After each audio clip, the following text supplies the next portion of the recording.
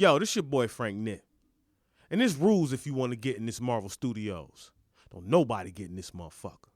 So rule number 1, don't pop your ass up. Don't bring no extra niggas. And you better be ready to write, direct, produce some hot shit, or you will not get in. Marvel Studios, nigga, you know what it is. Frank Nitt, let's go. We got it live from your block to the comic shop. Drop a 10 more, son. You know I got tools, infinite.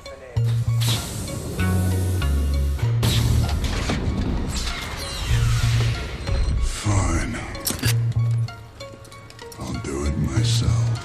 You now on that wavelength, time to sign in. As Dub Floyd and Claudius chime in on topics of comics, brought to expand the hip-hop connect with a gauntlet in hand. They got it locked in, they floss in the brand. The block to the comic shop, they cross and examine. Representation's famine and moved on the shelf, and the system is happy with the movement it's dealt. We don't wait for the sick to improve on the health, so we pull a Thanos, fine, I'll do it myself. And it'll come out extra clean, fresh for the fans like an extended scene. With the hip-hop and comic dimension, they activate you with gems they presentin'. Hand in the gauntlet, yes, we gon' flaunt it. Hip-hop marvels will bring you the rawness.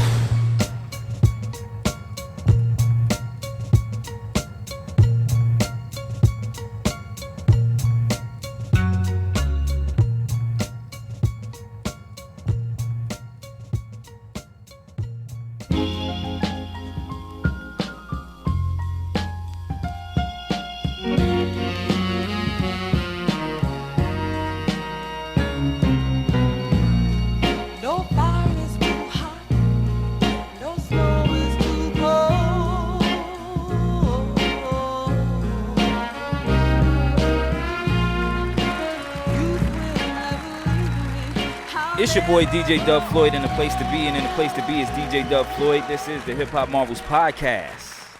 This is Rick 30378, the collector. You almost forgot your name, my man. Bruh, we got so many names. I know, so many names. I am Dub Floyd, the Blue Marvel. This is episode, hey, we in the double digits now, bro. Volume 2, episode 10. Volume 2, yeah, episode 10. Doing big things. Doing big things, double digits. The team is growing. The Squadron Supreme is becoming more supreme by the day. And we have our first female member of the team. I was just going to let her speak, but I mean. We got estrogen in the building. I was just going to let her speak. Yeah, we're talking about Casha Mosley. Because, no, I was going Wow, by. I forgot my name. You forgot her last name. No, because I was going by her. Say Cash Collective. Right. That's what I was going to call. I don't want to call her Cash Collective. Like. Well, I mean, I go with Cash Collective a lot. Oh, okay. Really? Yeah. Okay. So that's what we're going to do. My IG name. Okay, Cash Collective. We're going to call her Cash Collective. And she's in the building with us for the first time. Let me break down how I, bumped into her. Well, upon me moving to Durham, this is my 3rd year in Durham. And, when I first got here, I was trying to scope out the scene, because, I was like, where are all the people that are into the things that I'm into? Hip-hop, comics, anything having to do with the culture or, pop culture for that matter. And so I would just ease my way into different discussions on Facebook and different social media. And I really don't remember what the subject was about, and I also do remember though that I was putting out there that I was looking for people to, pod with, and she was like, "I'll be down."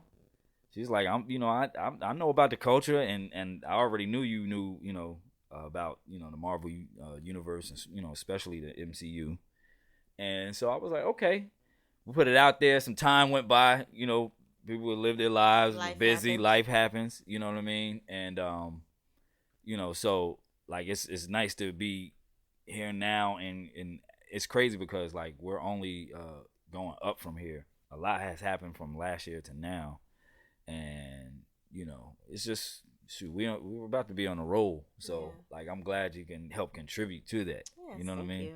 So, why don't you tell... Honored to be here. Oh, appreciate it. So, why don't you tell the masses how you got the name Cash Collective. Okay. Tell them a little bit about yourself. How did you get into hip hop? Tell them what you love about Marvel. I know that's a lot, I know, but right? it's your chance to speak. You know what I mean? Well, no. So Cash Collective, is basically a play on my name, which is Casha, but Cash is my nickname. Collective, I chose that name for my Instagram name because it's just a collection of shit that I like. Right. But it just turned out to be my photography name. So a lot of people know me as just like on the streets, they'll just see me and be like, "What's up, Cash Collective?" But Okay. yeah, I'm pretty much a big hip hop head.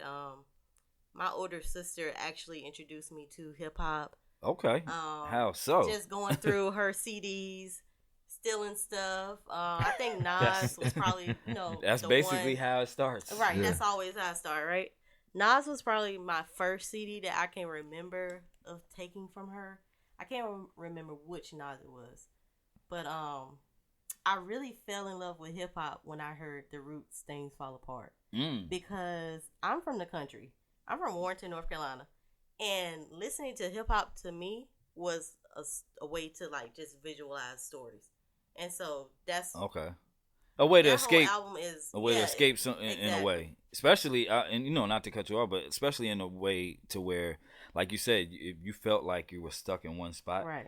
Because like I often gave the story, a lot of times on this podcast, what got me into hip hop and comics, it was the fact that it was so much going on around me.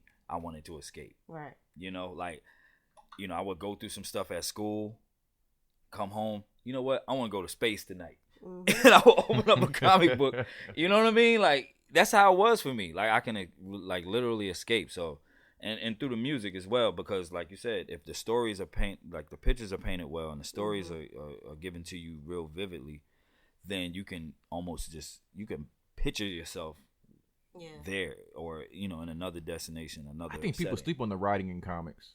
People really look at the art. Well, not all people, but I guess like the novice or the casual comic book fan just really looks at the art, Right. but not paid attention to the story. Like The I think story, I was telling T one time, I was like, Frank Miller had like some of the best. You could read an issue of Daredevil and it wouldn't be no fighting in it. It'll be an issue about him and Elektra's relationship. But it keeps you, it keeps you like glued to the pages.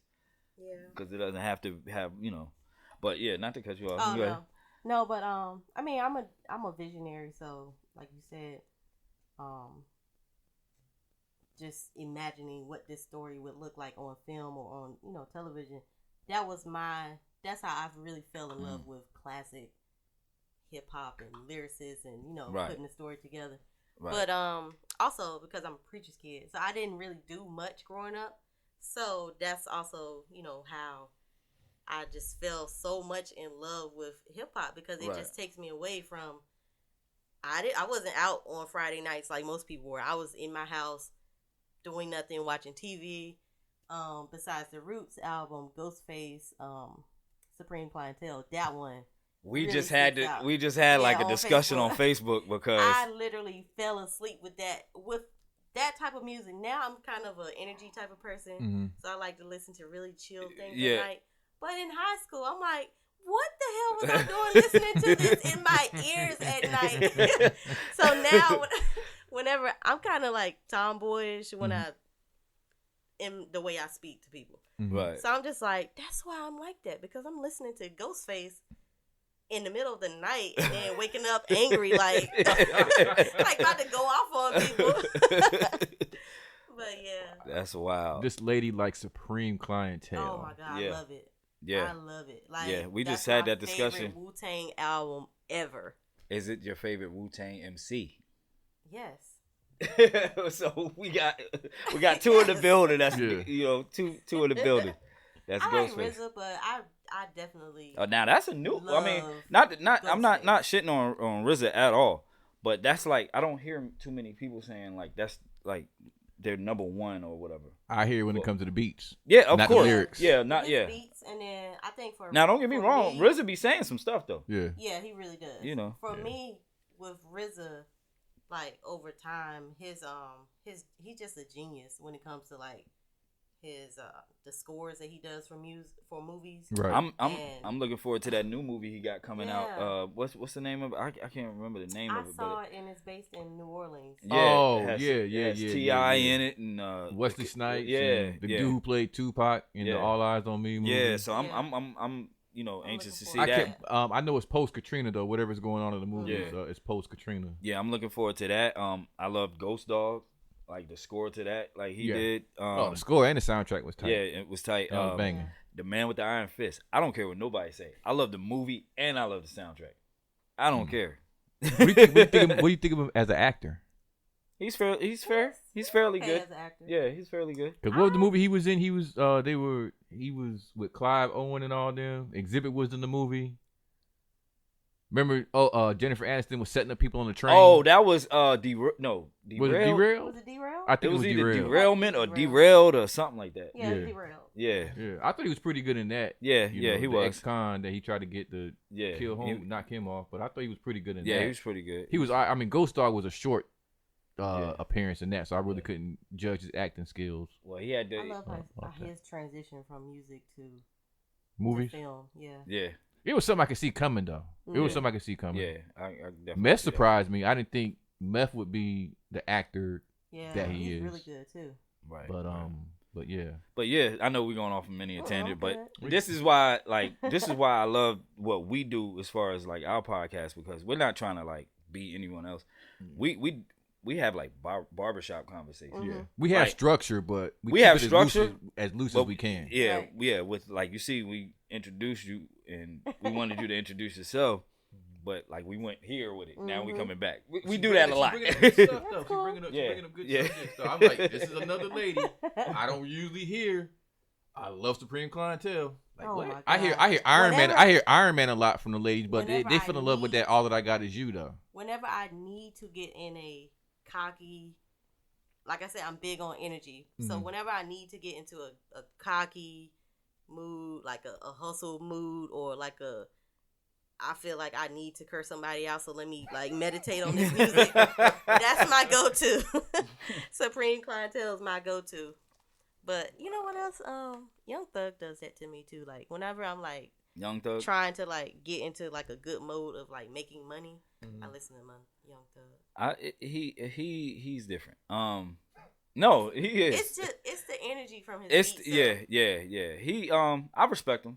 At first, I was kind of like, but I respect him now. He's one of those like with this wave of music right now. A few years into the future, he's gonna be one of the ones that like all the youngins now gonna be. Really, will be all the ones that like from that type of music. He's gonna be one of those ones in the future because he's lasting. It's a trillion of them dudes. You know what I'm saying? And only a few stand out. Name somebody else that stands out besides Young Thug doing that same kind of music. Like Gunna, and like the bass, the baby, like the basics. Now I like the baby. Like the baby showed me something on the Dreamville compilation. Yes, he did. Cause he showed me that he could really rap if he wants to. He can. Yeah. You know, his subject matter is I understand he's young and everything, and and he's appealing to the young people, but when whatever kind of hip hop, not rap, whatever kind of hip hop you do, I think you should do something lyrically, just as far as for the culture. Mm-hmm. True. You know what I mean? You can't call yourself a hip hop head or I'm an MC. You're right. But you don't do anything with any kind of lyrical content. You're right. That brings me into one of my topics, but we gotta still bring it back to her. No, I'm good. She over there like it's gonna come back. No, but go ahead. What else did I miss in the intro? You said my relationship with Marvel. Yeah, that, and then like what you do, and Oh, okay. Well, let me get into what I do. Okay. And I've been working on my elevator pitch, so y'all about to hear it.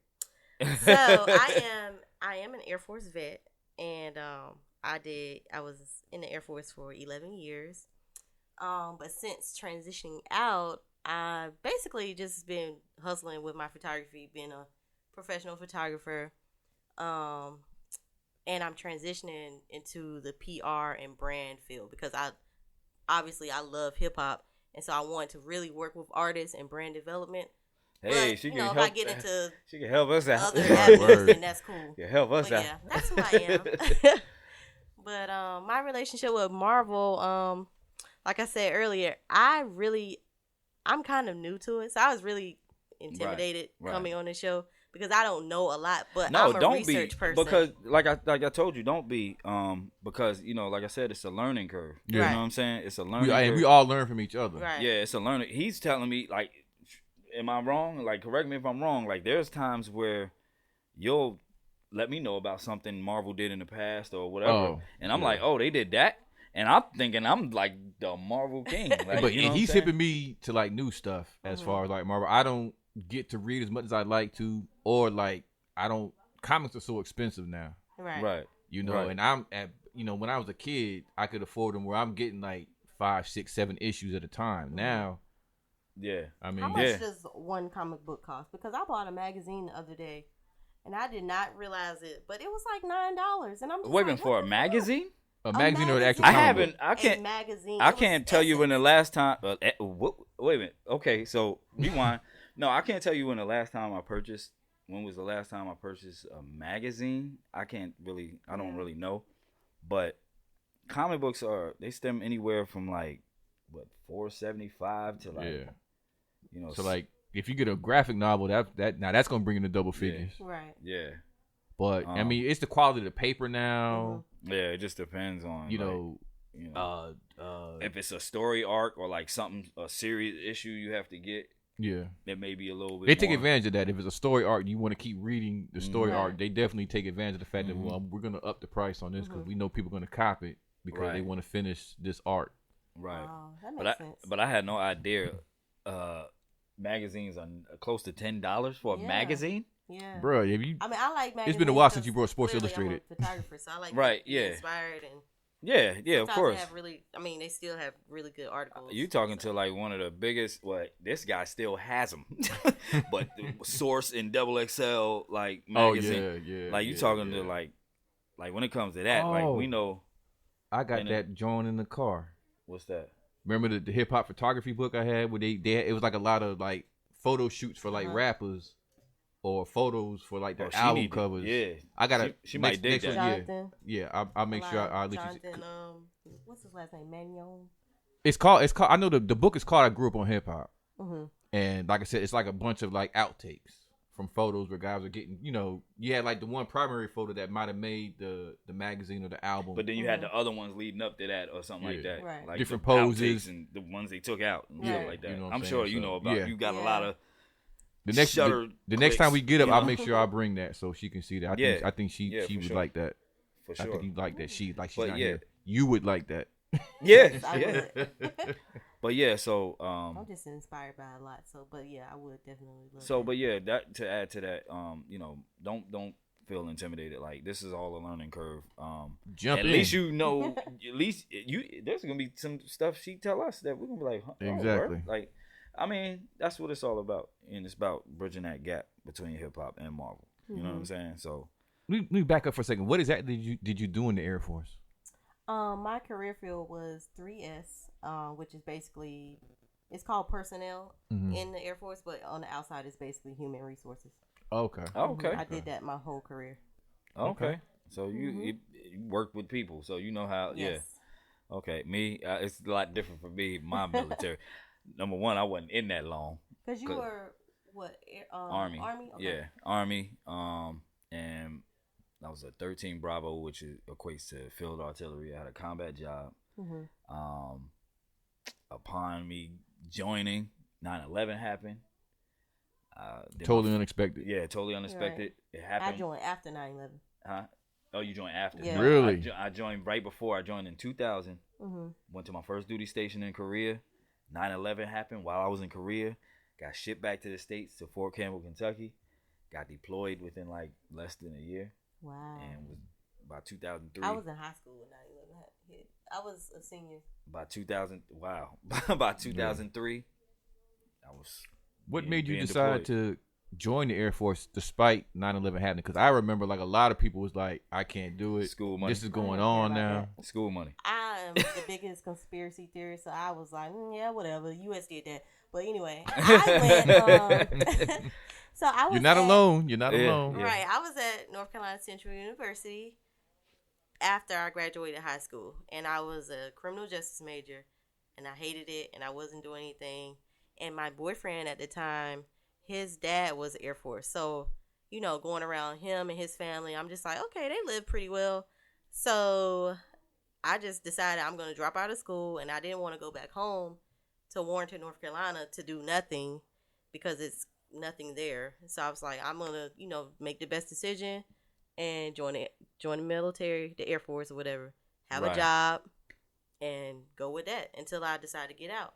And I wanted to get out in 4 years, but life happens. I had a baby, got deployed around that separation time, around that 4-year mark, and was in Guam during that time. So I just re-enlisted, got divorced twice from the same man twice.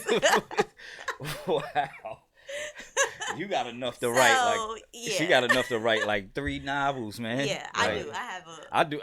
Yeah, trust me, I do. He knows my story, and I mean, I'm sure a lot of stories. I'm an open book. Yeah, for real. But yeah, with me getting out, that's when I realized what my dream was. Like going to college straight out of high school, I didn't realize that mass communication was a thing. Even though you sit at home and you watch TV, like it just didn't click that those are jobs that I could do. Yeah, it didn't. It doesn't it didn't click. To me. Like from growing up in the country, you don't realize these are thousands of jobs that you could have. Right. So that was the main thing for me. Like what kind of pushed me to go into the military, because I wanted money for school. Right. But at the time, I was heavy with drawing, and I was real good with the art. And so I said, you know what, I'm going to go to school for graphic design. That was my main focus. So when I went to the military, I only went for 3 years. So my plan was to go in and just get right out. But then 9/11 happened. But before that, I was like, military ain't so bad. I thought about actually making it a career. Yeah, I was in for 11 years. And I thought about going I got out longer. was because of, I have 2 children. And I just didn't want to deploy again because I was up for another. And see, at the time I had my son, assignment, and I didn't want to move around the world by myself as a single mom. Also, my dad was going through some issues, and so I knew that I wanted to move back home to be closer to family. Even though they probably think I'm not at home as much as they would want me to be, but I really am back in North Carolina to be with my family, and so that my boys can grow up with their family. Right. So I was in the military. My dad was. So, but I don't think a lot of people realize that sometimes, even though you're not in the military, you do that time with whoever, whether it's your parents, your husband, your wife, whatever. Right. And I'll be honest with you, if it wasn't for my dad being in the military, I probably wouldn't have been to the countries that I've been to, the states that I've been to, and being around the kind of people that I've been around. You know what I'm saying? I mean, I did kindergarten here in North Carolina. Then after that, I was gone to other places. We didn't come back to North Carolina to live permanently to like my freshman year. So I'm growing up all kind of places. People are like, you're not from North Carolina, you don't have an accent. I'm like, because when I started to speak or being able to start speaking well as a kid, I'm here, I'm there, and like I said, being around other kinds of different people. I think everybody can benefit some kind of way. What I've always told people when they join the military is don't, and this is no disrespect to anybody in the military or anything, don't be a slave. Make the military work for you. Don't be used by the military. That's exactly what I did. That's exactly what I did, because like I said, I originally wanted to go to school. So upon getting out of the military, you had a plan though. You had a plan already in your head what you want to do. Right, but it didn't just hit right away. Like I got out, you know what I mean? Like, late 2003, early 2004, that's when I got out, cleared out the military, honorable discharge, everything. And so I said, okay, now what? You know what I mean? Because it's like you kick the person back out. It's almost like prison. Like, when you wait for so long, everything you got an adjustment. Yeah, you got to have an adjustment to as fulfill. a woman, it took me like almost a year to realize, like, it's really funny. But it took me like a year to realize that, y'all, excuse me, that I could wear thongs because like in uniform, you have to wear underwear, like you have to be in uniform from top to bottom, everything. So like one day I was just like, wow, that's crazy because, you know, like I'm still like transitioning out to becoming a civilian. Yeah, it's a trend. It's some things that I still can't do. Like I am to this day unable to walk and text. I don't know how people do that. I cannot because in the Air Force you can't do that. You can't walk and text. Yeah. Like you're supposed to stop, text, and then carry on. Right. You won't see me with my hands in my pockets a lot unless I'm outside. And see, certain things, you know, certain things I picked up on and that I still use to this day and stuff like that. Right. For a while, you see, I got a hat on now in the house, but before, every time I go in the house, your hat coming off. Yeah, you know what I'm saying. You can equate this to my PTSD.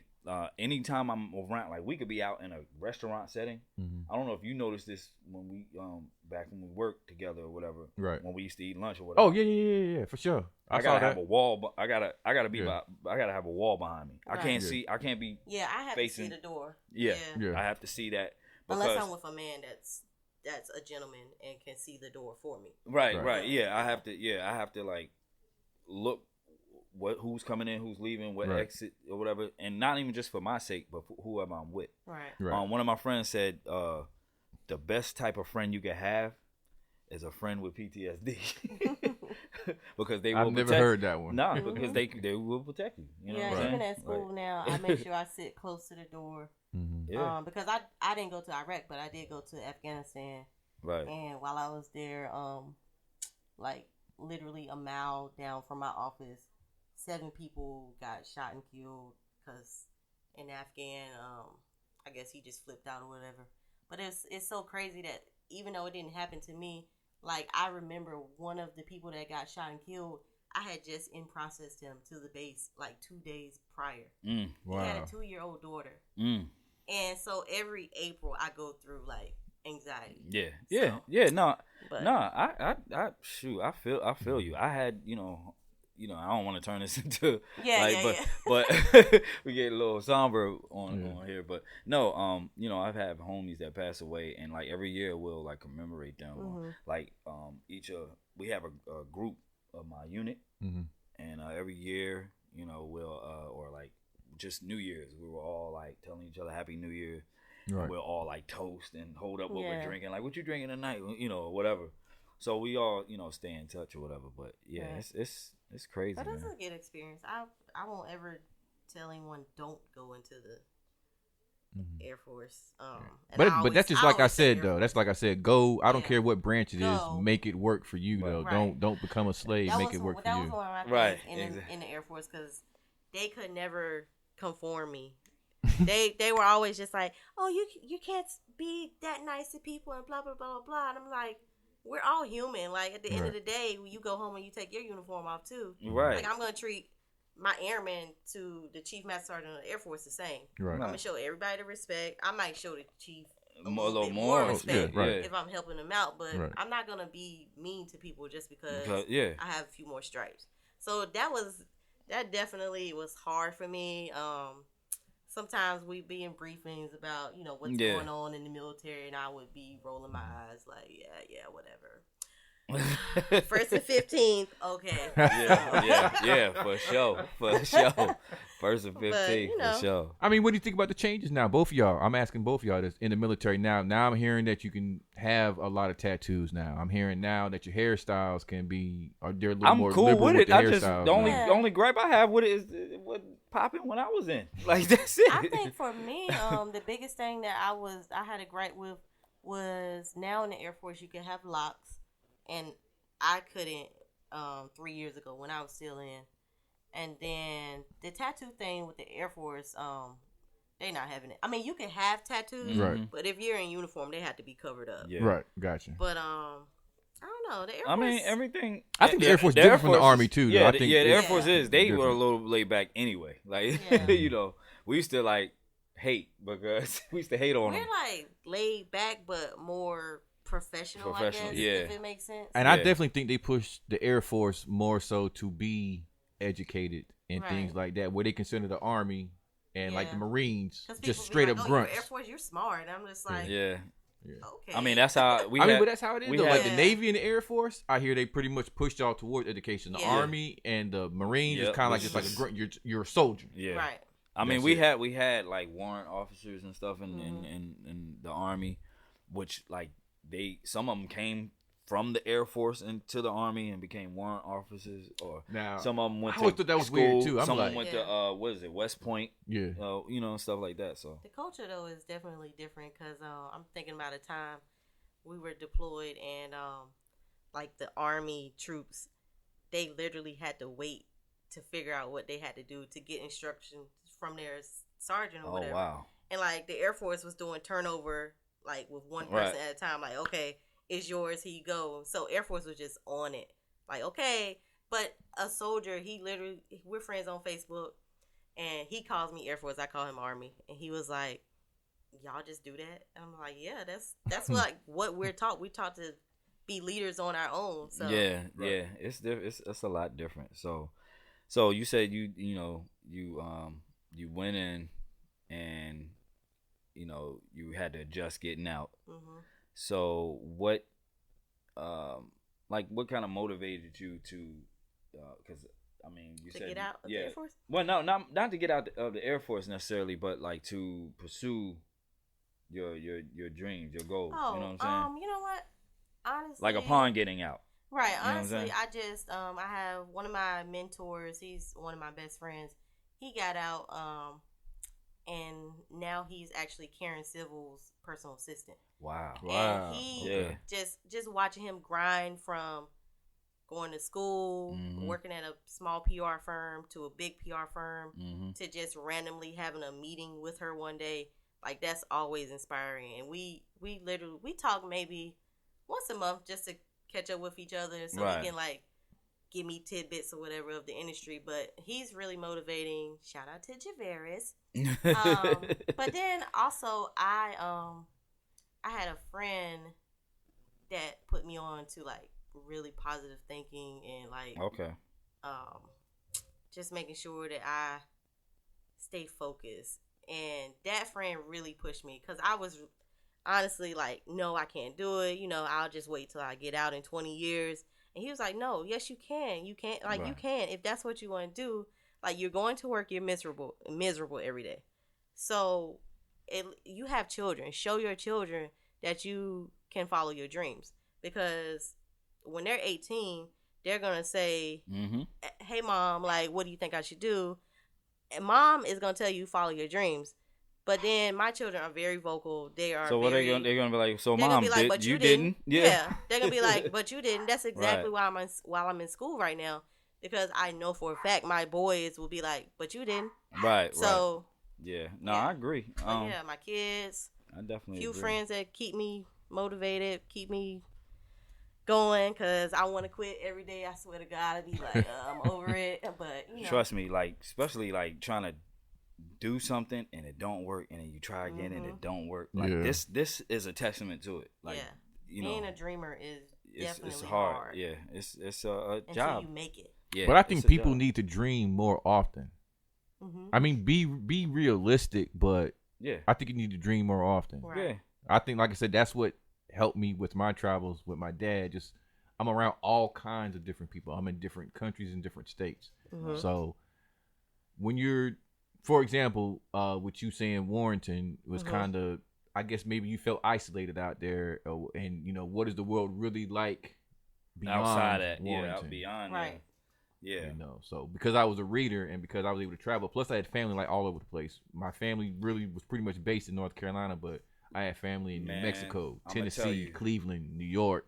These are places that I've always been able to go to and just see a whole different kind of world. So that always expanded my imagination as well as what my dreams would be or could possibly be. Man, we have like some really amazing people that have come from Warrington, and I want to, like, one day, this is just a dream I was just telling two people about it. I want to write two movies, 2 screenplays about different stories that I've heard from Warrenton. But I really just want to let people know from Warrenton that you can dream big and that you can make it. Because, like I said, we have, like, of course, we got the doctors, the lawyers, the people that have. You just want to be another piece to that puzzle. The people that have the right. the conventional dreams, right? Or I should say, a different piece to that puzzle. I want to be the person from Warren County that brings Hollywood and the arts to to the city. Right there, you go. Yeah, yeah. But the other thing, I was looking this up. Earl Nightingale, The Stranger's Secret. While I was still in the Air Force, I used to listen to that book every day, every morning, and listening to that book is really what helped me. Like see the light. That transition. Yeah. Okay. See the light. Yeah, it was like my love for pop culture and the arts and stuff like that, which made me like I kind of knew like I said, you know, when I finally went to school, like when I first got out of the military, I took a few years off. I didn't go right to school right away. When I finally decided to go to school, I said, all right, I'm gonna give this graphic design a try. I tried it and I hated it. Because I figured, I draw, I can do stuff, you know, graphics. And then, you know, at that same time, I was heavy on the mixtape circuit. You know what I'm saying? So I was heavy on the mixtape circuit, DJing, working with a lot of artists and stuff in the industry. I think around that time, I was on my second Hip Hop Doctrine, Boondocks. Which is my favorite. Boondocks, the official Boondocks Volume animated 2. series for the Boondocks. I was working on that. And I already had worked with a lot of graphic designers and stuff like that. But me, I was like, well, I still draw. I still dabble. I'm going to go ahead and go to school. So I think 2009 is when I first went to school. And like I said, I tried. Where did you go to school? I went to well, at the time, it was like community/technical college. But I went to Chattanooga State. I was living in Georgia at the time, but it wasn't too far. I was living in North Georgia, so it was like a half an hour drive to Chattanooga and like an hour drive south to Atlanta. So I was sandwiching in between the two, you know, cities. And I hated it. So I went to my advisor. You got anything else for me? I don't like the way this graphic design thing is going. I need something that, you know, well, what do you like to do? What do you like? I like movies. I like listening to music. I like, you know. I got just the thing, media technologies. Right. I'm like, well, what does that entail? And when he put me into all the courses, I learned. It made me look at movies different. It made me listen to the radio different. Right. Listen to music different. It just had me looking at different things because now you're looking at it from the behind the scenes. Right. You know, lens. That's literally why I go off on Facebook about these movies. Yeah, because you're looking at it from behind. I'm looking at it from behind. And it's crazy because when you, well, I thought it was great. No. Okay. Yeah, but you You're didn't. Just viewing it. But didn't just learn about dolly shots? Right. You know what I'm saying? Like bad wigs. That Dutch angle and that You didn't see a piece of that boom mic sticking from the top of it. And like we talked about earlier, Dolomite bad on. editing, horrible editing, bad wigs. But yeah, so that rack focus is beautiful. That's usually me like, oh my God, did you see that? Right. You know, I mean, I knew what I wanted to do, but I didn't have the equipment, which is why I wanted to go to college. I'm sitting there like, yo, they got a college. That's why I chose St. Aug. St. Aug was the only school that I applied to that accepted me that had radio and TV. Yeah, and I did my stint with college radio too, and that I could see. Shout out WAUG 750 AM St. Aug. They have a really nice studio too. Oh man, I didn't realize that. I think that's the one that Coach K and all of them had started building because you know like little Uzi Vert's mama went to St. Aug. Yeah, she was ahead. She was ahead of me. Oh wow! But yeah, she went to St. Aug. The guy Coach K who brought the Migos to the table. Oh okay. He's the one that's building the recording studio on campus right now. Okay, Coach K, yeah, from Coach K. Quality Control. Shout out Coach K. Yeah. I think another thing might help young people too, as far as dreamers, like we could use some more art schools, more schools of the art. Yeah, true. You know what I'm saying? When I was in high school, you won't believe I went to high school with. I don't know if you remember This and That. They did the original Whoop. There it is. I went to high school with them. I went to high school with Affion Crockett. Yeah, you did. Yeah. I went to high school with Dennis L.A. White, if you know him as an actor. You've seen Notorious, right? Yes. Remember the guy that took the rap for him? They're like, Oh, I'll yes. take the charge. Yes. That's Dennis. Okay. So, and he's also been on Atlanta, and he was also doing, him and Afion were doing stand-up comedy. You can look it up on not Facebook, Lord, YouTube, when Afion, and there were two twins back home in Fayetteville, John A. and John E. Shout out the twins. And they performed on Showtime of the Apollo with Steve Harvey was the host. They're like, where y'all come from? Fayetteville. How you get here? The bus. But yeah, wow. I mean, I went to school with them, and they kind of showed me, like, you know, you could get out of here and do some stuff artistically. Right. Right. And get out here and do stuff. Like I said, my main thing in college was I couldn't afford, you know, my turntable was raggedy. Art school is so expensive, though. That's the one thing that kills art school. Yeah, it is expensive. Because some of the classes that I took before the basics and stuff, like sociology and stuff like that, I had art appreciation and stuff like that, and then I had, like, you know, classes where we would sketch, and I had to get a big portfolio bag and fill it up with expensive stuff. Right. Like, you know, on top of having like a laptop, and yeah, it's expensive. I went to the art institutes at Raleigh-Durham before they closed down. That's where I did my little bit of film school, but I was very sad. Like, I went through a whole depression and everything when they closed down but that led me back to Central, so I'm happy to be at NCCU. See, at the time, Central didn't even have a radio station. Have a MassCom. Yeah, they didn't have a MassCom. That's why I didn't go to Central. I applied to Central. I'm sitting there thinking, I know Central's got it. It's pretty young. It's pretty new. This is stuff they didn't even have at the time. And when I found out Central didn't have anything, they didn't have a MassCon major, I was like, well, that just crossed Central. I would say, I would equate the being on like college radio and stuff. That kind of helped me, you know, have the confidence to do this too as well, like podcasting, because like during that time, that was the big wave a few years back. Podcast. So I'm like, okay, what does this entail? Oh, these are pre-recorded. I can edit. Yeah. Oh, I'm all for this. Like, cause I already had dabbled in the audio production. Right. When I was, you know, taking courses, I interned at a radio station before. Shout out Power 94 in Chattanooga, Tennessee. I've been on Sirius satellite radio with the lead crew, DJing and stuff. So like it helped me. And then at the same time I was going to school, I was still in the mixtape circuit, and you know, hitting these events up and meeting these people in the industry, music and art and stuff like that. You had your mixtapes on live mixtapes? Yeah, oh yeah. Yeah. What you know about some live mixtapes? Yeah, I got mixtape. Yeah, I do. She's shocking me. Yeah, no, Dat Piff too. Dat Piff. Yeah. Dat Piff. Yeah, they all over. The crazy thing about what, Dat Piff? Yeah. Like, do people still use them? Yeah, they do. I got it on my phone right now. Like, I had to download them. Cause no, you know why? Cause like some of my upon my transition moving here, like that's a whole nother story. I'm not even gonna get into that, but a lot of my belongings were misplaced. So a lot, you know the story, but I'm not even gonna go there. But right. How Dub and I met was crazy at a place. Live mixtapes right there. I had that.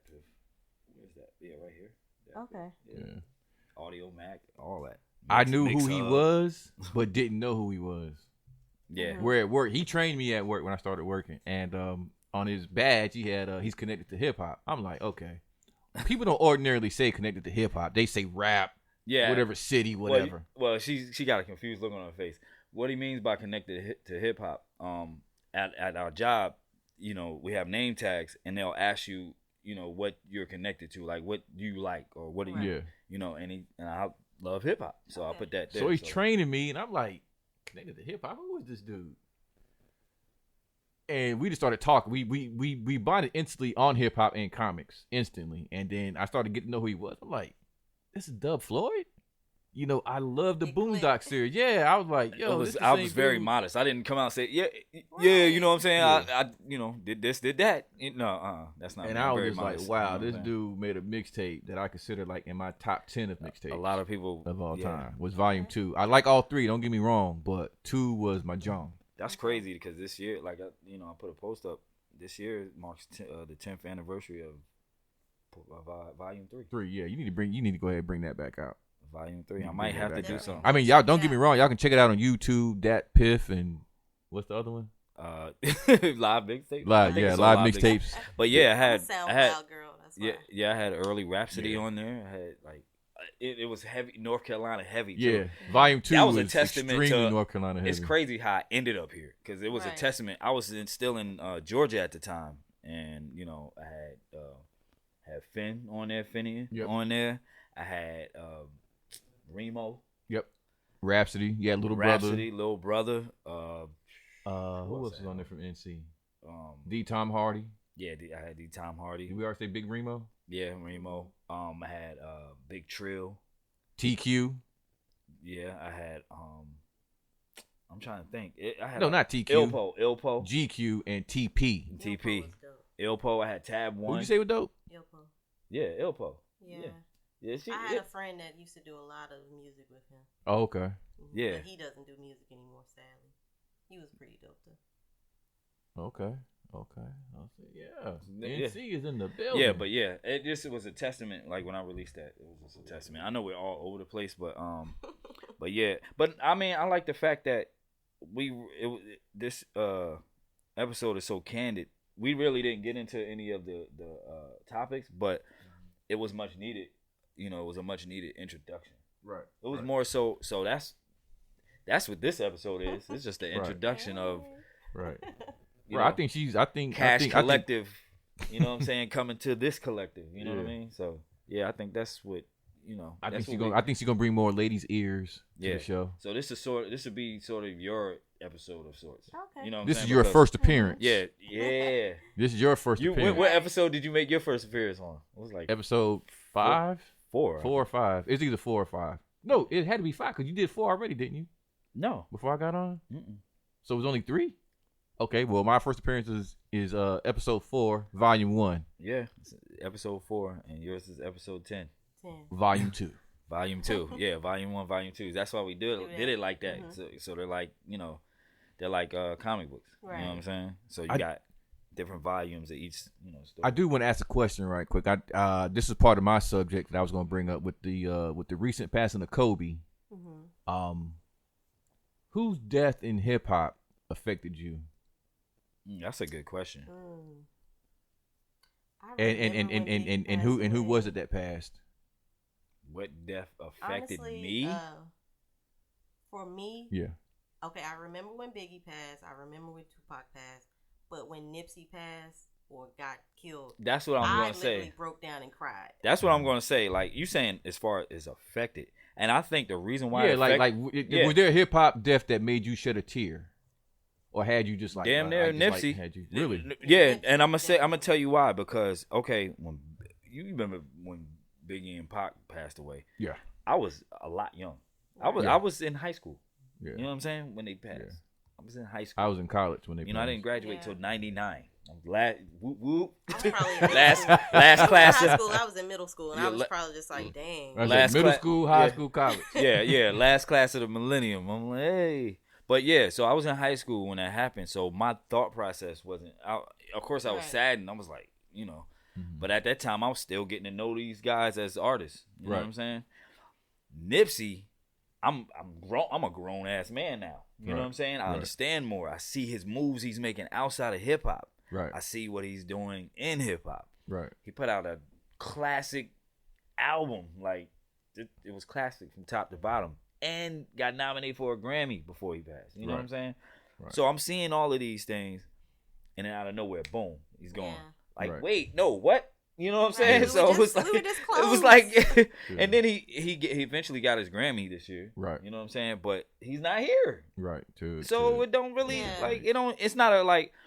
I can't see him celebrate, so I can't celebrate. You know what I'm saying? I can't see him celebrate it, so I can't be like, Nipsey. So that's why I would say it affected me more. Affected you like that, as well as Cash. Yeah, because it's. I think it's more so. It's due to the fact that I'm grown now. Right. Like my sensory, like my emotions and everything is heightened due to the fact that I didn't witness some things. I didn't experience some things in my life, and I look at things in a different we're talking what Pac died in 96. Yeah. And Big was 97.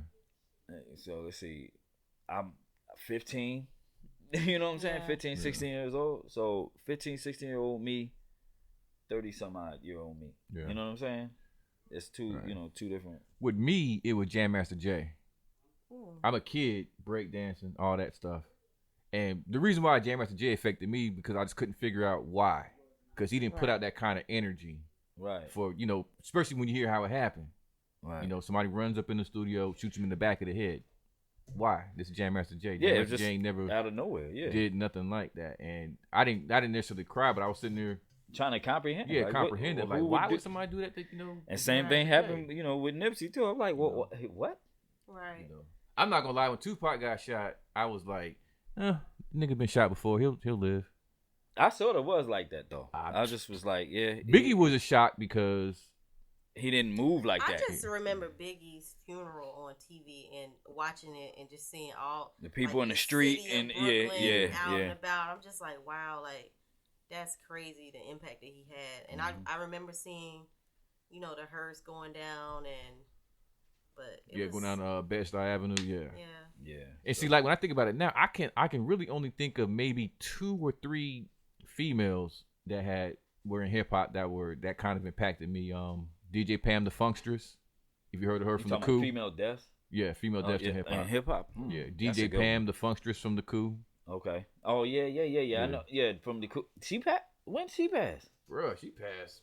Bruh, it's been like 2 or 3 years ago. And Maybe because there's some longer than people that passed like no, I'm just learning that they passed like years ago, and I'm like, what? I'm thinking the whole time they're still living. And probably maybe Sylvia Robinson, who established Sugar Hill Records. Okay, I remember when she passed. You know, because of what she did as far as like giving the Sugar Hill Gang and even of other rappers or acts. I called them rappers back then. They weren't MCs back then. They were rappers. Yeah, and there's still some rappers to this day. I'll tell you that. But establishing that record label and being able to put something out there, you know, Sugar Hill Gang like one of the first guys that was getting play on the radio as far as hip hop or rap. Right. Back then, you know, that was huge to get on the radio as far as rapping. But yeah, those two in particular, and I can't remember the young lady's name that was part of the Conscious Daughters. In Cali. Yeah. That, what about remember MC Trouble?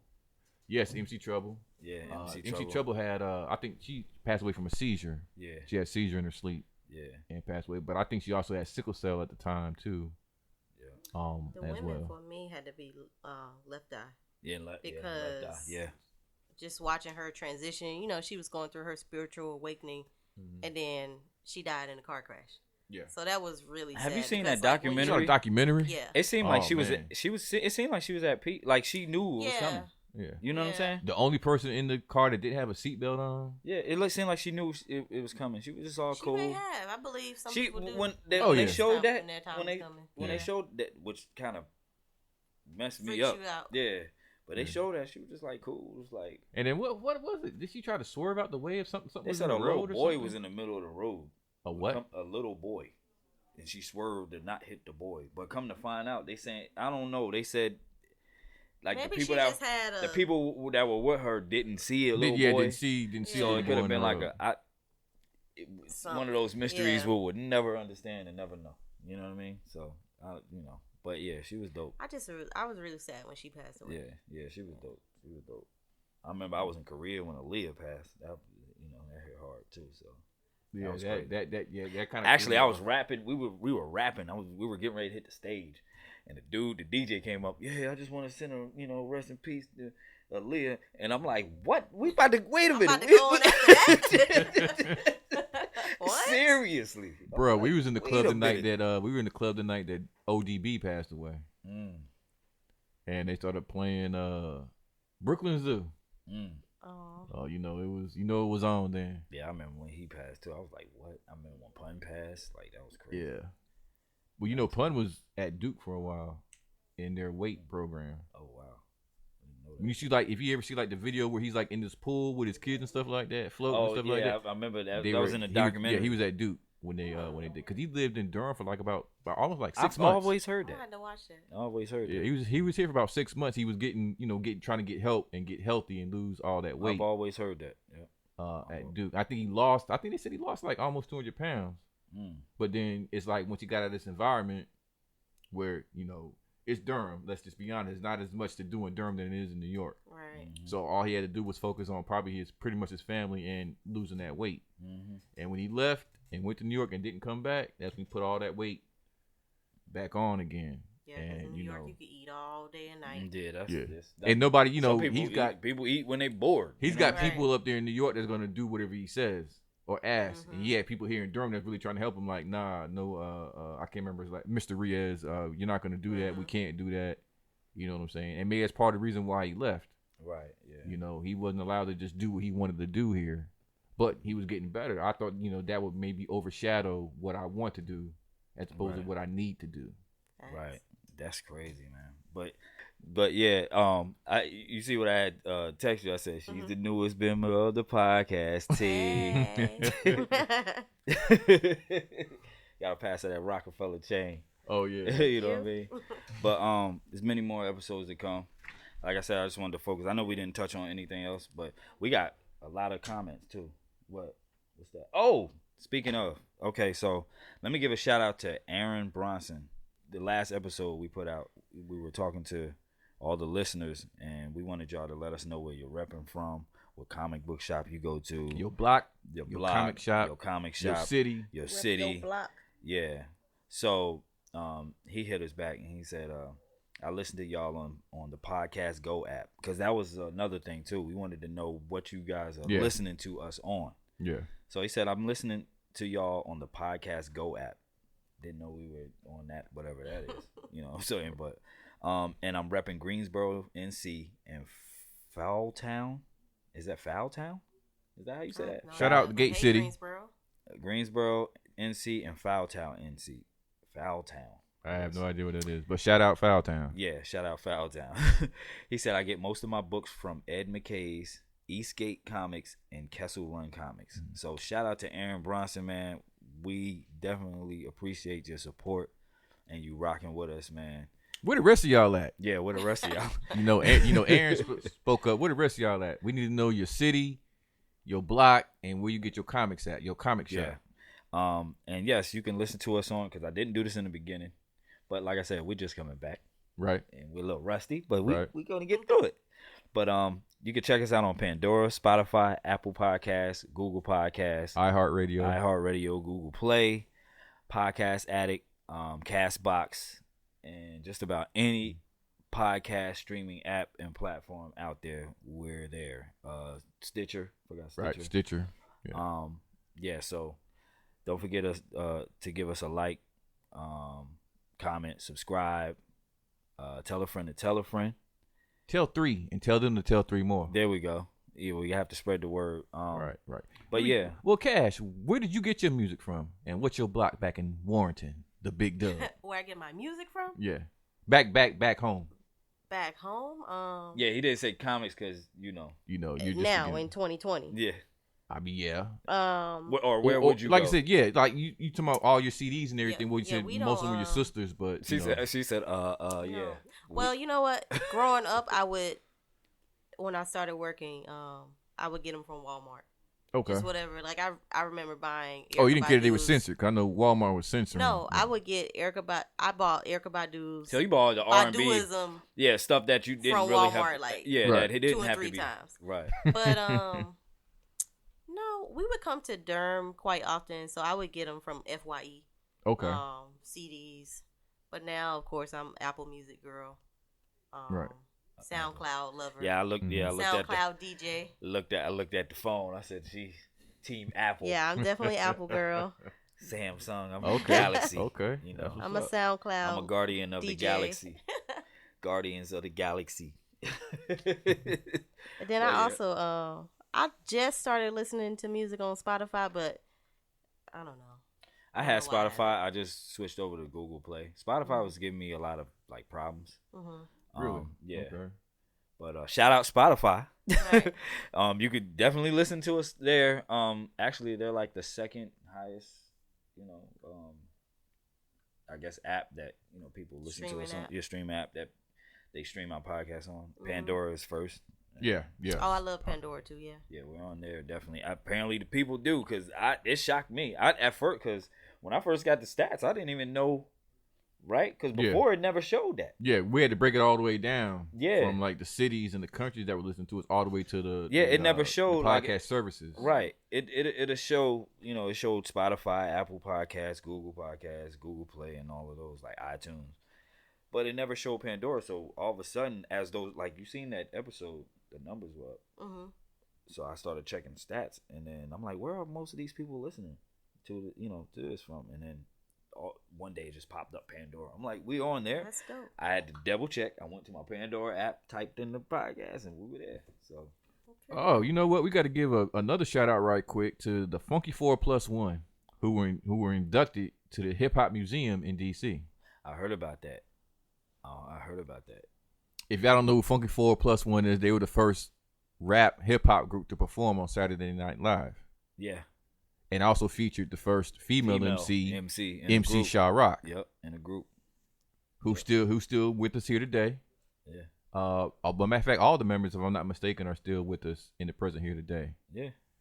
And one more thing, we also want to make sure we look out for Drez the Black Sheep and Jay Dilla's album. Rest in peace, Jay Dilla. Yes. The album's called No Words. Yes. Got straight permission for Mom Dukes. Shout out Mom Dukes, who Yes. released a few of those beats. And from what I've heard, y'all, it bangs. Yeah. Dilla's my favorite. It's crazy my favorite because producer. Real okay. Yeah, that's what's up. Dilla. And Aquarius also. It's Soul Aquarians. The lady that knows about Dilla. Soul Aquarians. See? Yeah, Soul Aquarians. But yeah, it's crazy because I was listening to the last episode and how Keith Murray was talking about working with Dilla. Right. And I was listening to it today. I was like, I actually like this version better than the original version of the rhyme, the remix. Oh, the remix that he did. Okay. Yeah, but I love that track. What was it? The first one that we talked about was Dangerous Ground. Dangerous Ground. With, yeah, I like that track with 50 grand. Yeah, with 50 grand. Yeah, I like that track. Dilla's production is just. He was a genius. Stellar. He was ahead of his time. I used to hear that sometimes guys would rap with no beat. He have like a metronome going, and they'd be rapping to that, and then they hear later the kind of music he would put to it. Mm-hmm. You know what I'm saying? I love the offbeat style. Not offbeat, but like he. Some of it was offbeat though. Some of it was offbeat, but it wasn't synchronized, and it wasn't like quantized and everything. Everything was like a little off, like especially with the hi hats. Because I didn't feel that everybody could rap over a Jay Dilla beat. Favorite Dilla beat. Three. Give me three. What, give me name three. Oh, I can tell you right now, Ride by Q-Tip. That's one of mine. That's one of mine. I can definitely tell you, Ride by Q-Tip. I'd probably say Stakes is High. That's crazy. By De La Soul. Stakes is High. And my last one, what's your last one?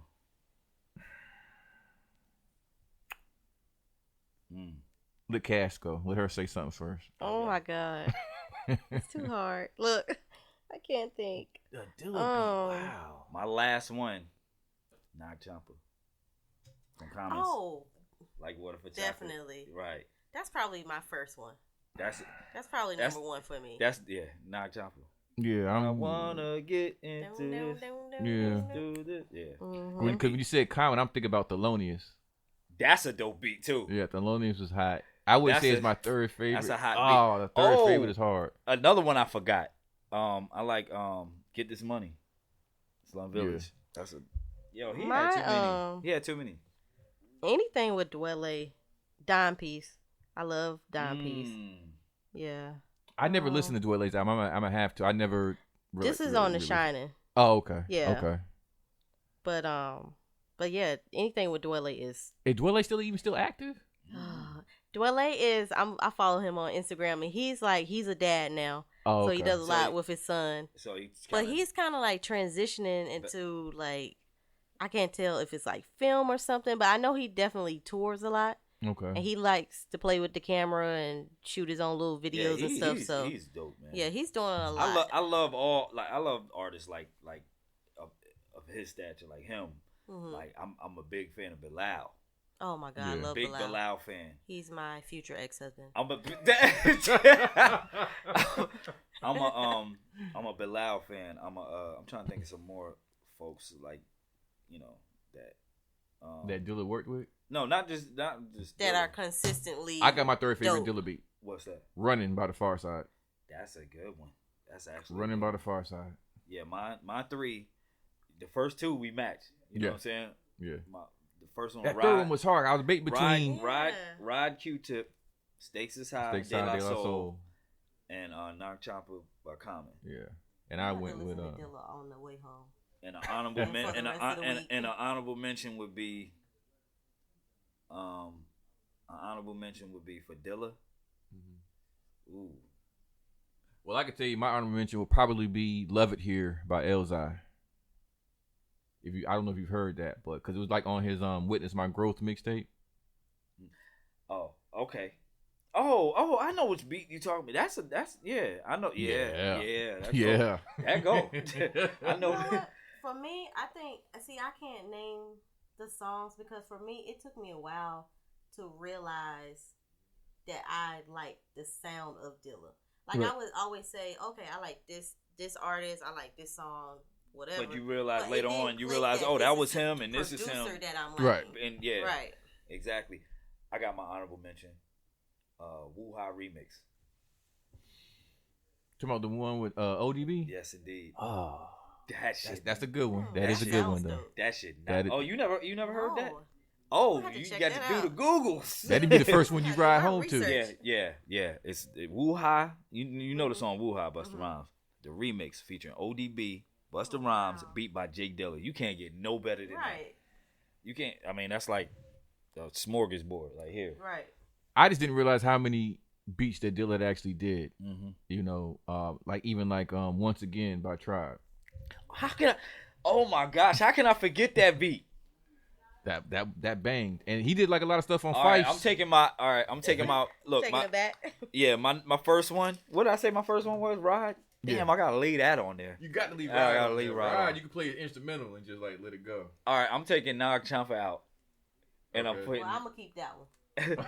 Nog Champa, I'm putting in my honorable mentions. Okay. You know what I mean? But once again, that's number once that. Oh my gosh, the way it's so jazzy. I love that beat.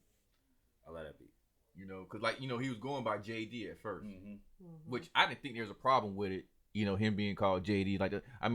It's two Dr. Dre's. Right. If you don't know the difference between Dr. Dre on the West Coast and your own TV rap Dr. Dre, you know what I'm saying? You're not listening. Mm-hmm. Right. I could listen to anything that Dilla did. I'd be like, I know that's not Jermaine Dupri. Facts. That's sure not Jermaine Dupri doing that. Yeah, that Dilla. Good Jesus. See, she gonna make me go home and listen to some Dilla too. Yeah, for real. For real. I'll be listening to Dilla for like the next 2 weeks. For real. She got to listen to my mixtape I put out like what? Dirty Donuts? Yeah. You gotta hear Dirty Donuts.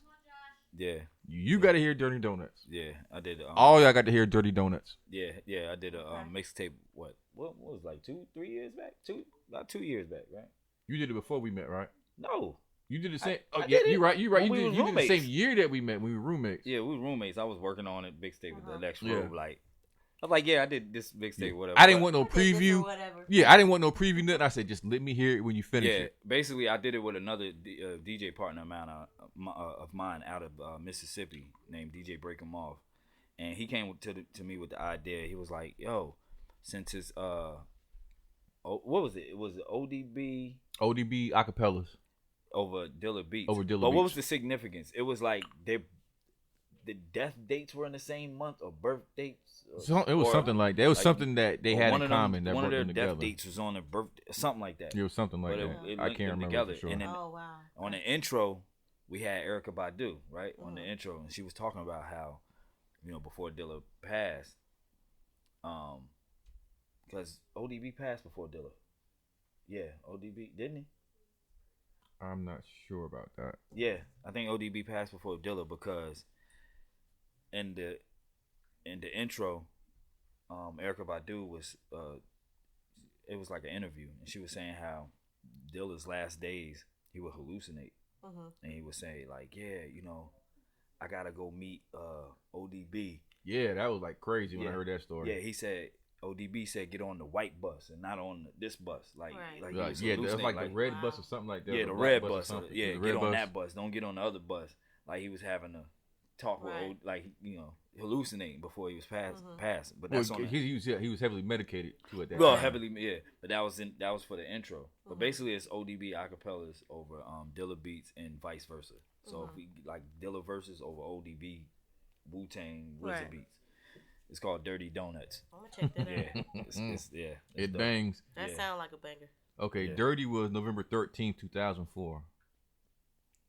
Dilla was after that. Yeah, he was Dilla? 2006. Yeah, Yeah. Dilla's birthday is in That's why he February. said that. Yeah, that's why he said that. So I'm trying to figure out what the significance is. Yeah, that's why he said Because that. Dilla was February 10th, 2006. Yeah, Dilla is February 10th. And what's ODB? Like, Hold on. it was some significance. Yeah, it was something. Yeah, it was something to it. I just can't That's why remember we what it did. He was. came to me with the idea, and I was like, "Yo, I'm all for it. Let's do it." You know what I'm saying? Let's do that. I was like, let's go ahead and do that. You know what I mean? So, Wow, Dirty passed November 15th. His birth date was November 15th, 68, and he died November 13th, 2004. okay. And then- Dilla had a 3-day difference in his Yeah. birthday and passing date. Okay. Okay, so that's what. That's it was. probably what it is then. Okay. Yeah, I'm gonna definitely check that out. But yeah, man. Like we definitely enjoyed you coming through. We For look sure. forward. Yeah, we look forward to doing many more. I hope Welcome we- to the team. Yeah, welcome Thank to the team. you. I hope we didn't drag this out too long.